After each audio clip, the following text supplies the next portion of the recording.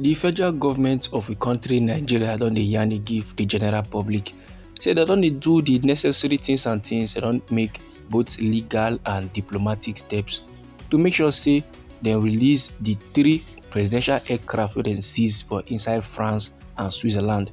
And no be lie, my good people, they don true seize the presidential aircraft wey dey undergo routine maintenance for inside France and Switzerland, and then seize the aircraft based on one ex parte order wey the Judicial Court of Paris drop on the 7th day of March and the 12th day of August for inside this year 2024. And na one Chinese company wey carry the matter go court before e can obtain the order.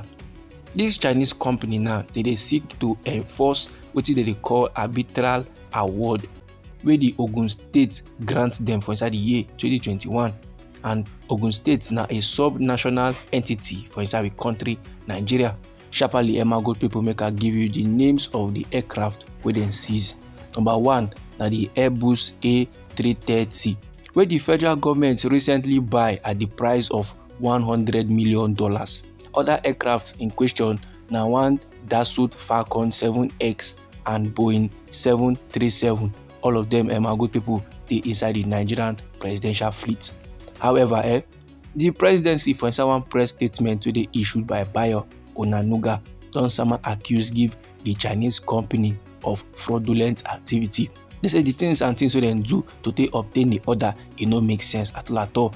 Say they don go mislead the Judicial Court of Paris, and the government constantly yarn say the ongoing legal issues, the kwata wey the Ogun State and the Chinese company dey get, na between theirself, e no concern the federal government.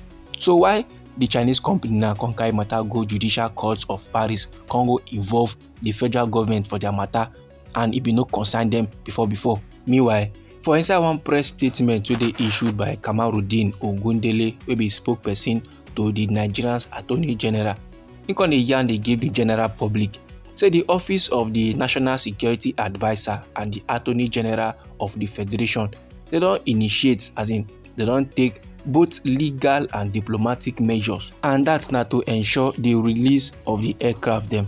However, my good people, the Chinese company wey go obtain the order from the Judicial Court of Paris, they still remain calm and they remain confident for inside the arbitral panel's decision wey don dey in their favor.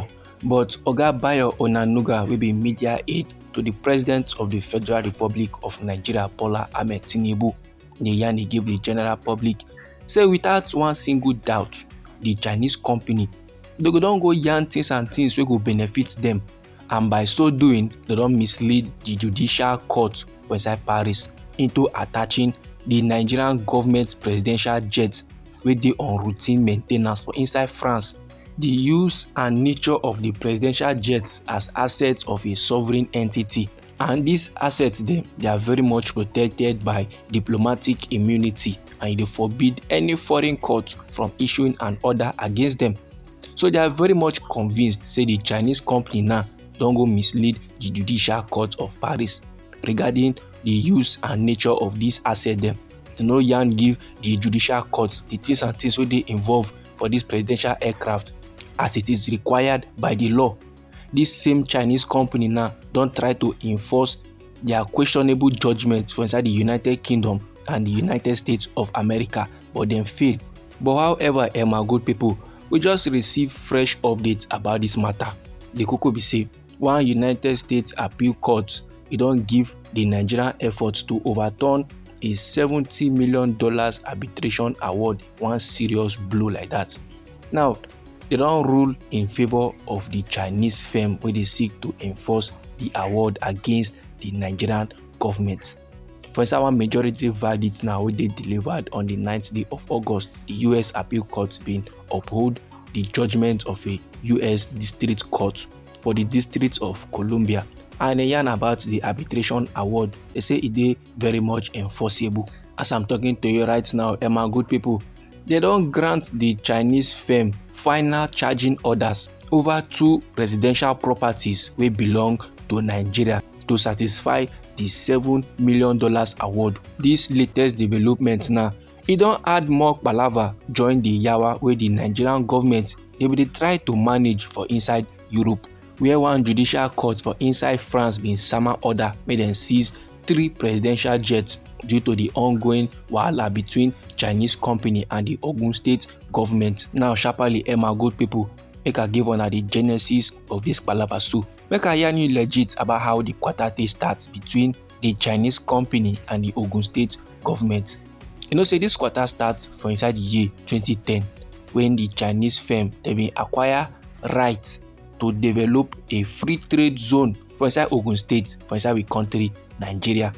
However, for inside the year 2016, the Chinese company now come dey accuse Ogun State government say they try to terminate their appointment too, and they try to install a new manager for the free trade zone too. This matter can lead to an investment treaty arbitration against we country Nigeria.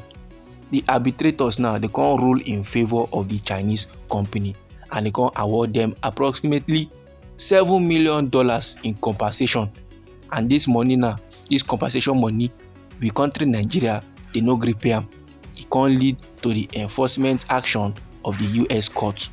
The US appeal court their majority judgments now don dey yarn say the final arbitration award is very much enforceable under the New York Convention, and it can strip Nigeria of their sovereign immunity in the arbitration award case.